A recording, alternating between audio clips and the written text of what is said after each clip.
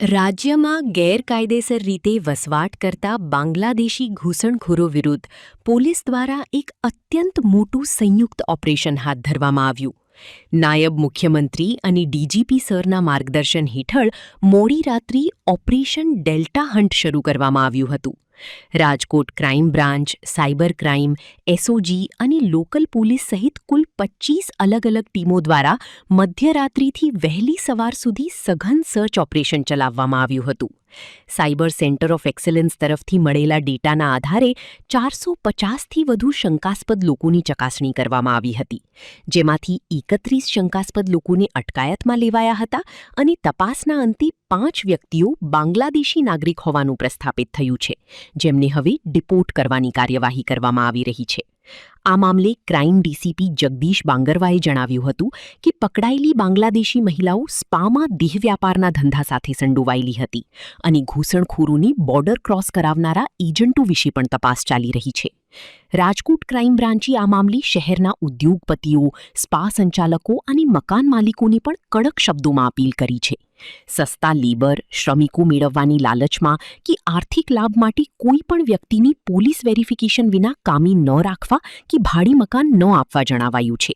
જો કોઈ મકાન માલિક કે ઉદ્યોગપતિ નિયમોનું ઉલ્લંઘન કરશે તો તેમની સામે પણ બીએનએસની યોગ્ય કલમો હેઠળ કડક કાયદેસરની કાર્યવાહી કરવામાં આવશે.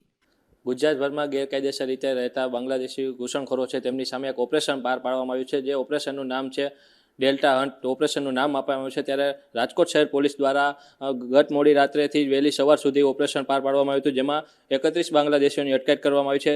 આપણી સાથે crime DCP Jagdish Bangarwa sir છે, તેમની સાથે વાત કરીશું. સાહેબ, ગઈકાલે મોડી રાતથી વહેલી સવાર સુધી ઓપરેશન પાર પાડવામાં આવ્યું હતું. કેટલા બાંગ્લાદેશીઓ મહિલાઓ ઝડપાઈ છે, શું વિગત છે? માનનીય નાયબ મુખ્યમંત્રી શ્રી હર્ષ સંઘવી સરના અધ્યક્ષસ્થાને અને માનનીય ડીજીપી સરના માર્ગદર્શન હેઠળ ગઈ રાત્રે એક મિટિંગ યોજાઈ હતી. એ મિટિંગમાં જે ગુજરાત રાજ્યમાં ગેરકાયદેસર વસાવટ કરતા બાંગ્લાદેશીઓ છે એમના વિરુદ્ધ એક ઓપરેશન લોન્ચ કરવામાં આવેલ હતો. એ ઓપરેશનનું નામ ઓપરેશન ડેલ્ટા હન્ટ નામ આપવામાં આવ્યો હતો. આ ઓપરેશનના અંતર્ગત રાજકોટ શહેરમાં 400 કરતાં વધારે સસ્પિશિયસ માણસોનો ડેટા અમને આપવામાં આવ્યો હતો, જે ટેકનિકલ અને હ્યુમન ઇન્ટેલિજન્સના આધારે ડેટા ગેધર કરવામાં આવેલ હતો અને એ માણસોને વેરીફાઈ કરવાના હતા. તો રાજકોટ શહેર crime branch, EOW, SOG, parole furlough, cyber crime અને લોકલ પોલીસ સ્ટેશન છે એમની 25 જેવી ટીમો બનાવવામાં આવી હતી અને ગઈ રાત્રે મધ્યરાત્રેથી ઓપરેશન લોન્ચ કરવામાં આવેલ હતો અને આ ઓપરેશન દરમિયાન તમામ માણસોને વેરીફાઈ કરવામાં આવેલ હતા અને કુલ 31 જેવા સસ્પિશિયસ માણસોને અમે ડિટેન કર્યા છે અને એ 31 પૈકી 5 માણસો જે છે એ બાંગ્લાદેશી હોવાનું પ્રસ્થાપિત થયું છે, એને અમે ડિપોર્ટ કરવાની કાર્યવાહી કરીશું અને આ સિવાયના જે 26 માણસો છે એને પણ અત્યારે અમે વેરીફાઈ કરી રહ્યા છે, એની ડોક્યુમેન્ટ્સ ચકાસણી કરી રહ્યા છીએ. એમાંથી જે પણ કોઈ ગેરકાયદેસર અહીંયા રહેતા બાંગ્લાદેશી હોવાનું પ્રસ્થાપિત થશે તો એના વિરુદ્ધ પણ ડિપોર્ટેશનની કાર્યવાહી થશે. સાહેબ, બાંગ્લાદેશી મહિલાઓ છે, કેટલા સમયથી અહીંયા ગુજરાતમાં રાજકોટમાં હતી ને કઈ રીતના ઇન્ડિયામાં પ્રવેશ કર્યો હતો?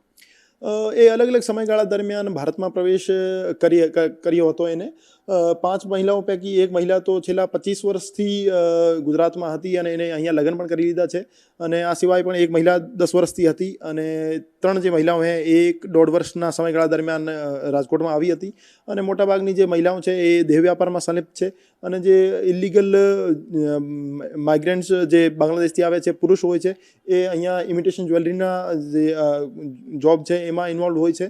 તો એ તમામને અમે વેરીફાઈ કરી રહ્યા છીએ અને મોટાભાગના જે માણસો છે એ બાંગ્લાદેશથી બંગાળ બોર્ડરમાં અથવા નોર્થ ઇસ્ટના બોર્ડર્સમાં પ્રવેશ કરે છે અને ત્યાં આધાર કાર્ડ અથવા અન્ય કોઈ ઇન્ડિયાનો ડોક્યુમેન્ટ બનાવીને પછી ગુજરાત બાજુ અહીંયા આવી જાય છે અને અહીંયા મજૂરી કામમાં લાગી જાય છે. સાહેબ, મકાન ભાડે આપે છે, તેઓ રજિસ્ટ્રેશન નથી કરાવતા, તેમના વિરુદ્ધ કઈ પ્રકારની કાર્યવાહી કરવામાં આવશે?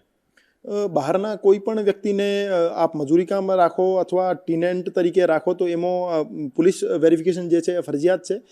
જે માણસોએ એનો ટીનેન્ટ વેરિફિકેશન પ્રોપર નહીં કરાયો હશે અથવા મજૂર માણસનું રજિસ્ટ્રેશન નહીં કરાયું હશે એના વિરુદ્ધ અમે બીએનએસની 223 સહિત જે યોગ્ય કલમો હશે એમના વિરુદ્ધ મુકદ્દમા દાખલ કરીશું અને હું તમામને અપીલ પણ કરવા માગું છું કે આપ ચીપ લેબરના કારણે કોઈ પણ માણસને વગર ડોક્યુમેન્ટેશન, વગર પૂરતા વેરિફિકેશન આપ જોબ ઉપર અથવા કિરાયા ઉપર ના રાખો, કેમ કે આ તમારા થોડા સા ઇકોનોમિક ગેનના કારણે નેશનલ સિક્યોરિટીને મોટો થ્રેટ ઊભો કરી શકે છે.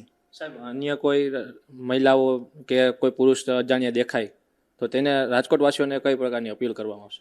જ્યારે પણ કોઈ ઇન્ડસ્ટ્રીલિસ્ટ અથવા ટેનન્ટ તરીકે કોઈ માણસ આવે જે ચીપ લેબર પ્રોવાઈડ કરવાતા હોય અથવા કિરાયા ઉપર મકાન માંગતા હોય, તો હું તમામને અપીલ કરવા માંગુ છું કે આપ એનો પ્રોપર વેરિફિકેશન કરો. એમની પાસેથી મલ્ટિપલ આઈડી કાર્ડ્સ માંગો, PAN card, driving licence, passport ઇત્યાદિ.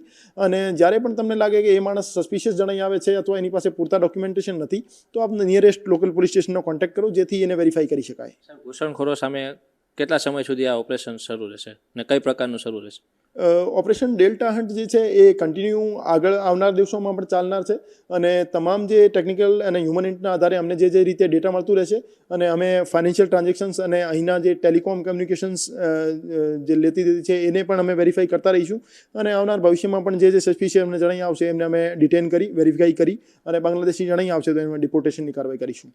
જે રીતના ક્રાઇમ ડીસીપી જગદીશ ભાંગરવા સર સાથે વાત કરી, જો કોઈ પણ શંકાસ્પદ મહિલાઓ કે વ્યક્તિ દેખાય તો તેમને નજીકના પોલીસ સ્ટેશનમાં તરત જ સંપર્ક કરો, અને જે ગેરકાયદેસર 5 મહિલાઓ ઝડપાય છે તેમને ડિપોર્ટ કરવાની કામગીરી પણ શરૂ કરવામાં આવી છે. કેમેરામેન હર્ષ સિંજવાડિયા સાથે કરણ જોગલ, અબ તક ચેનલ, રાજકોટ.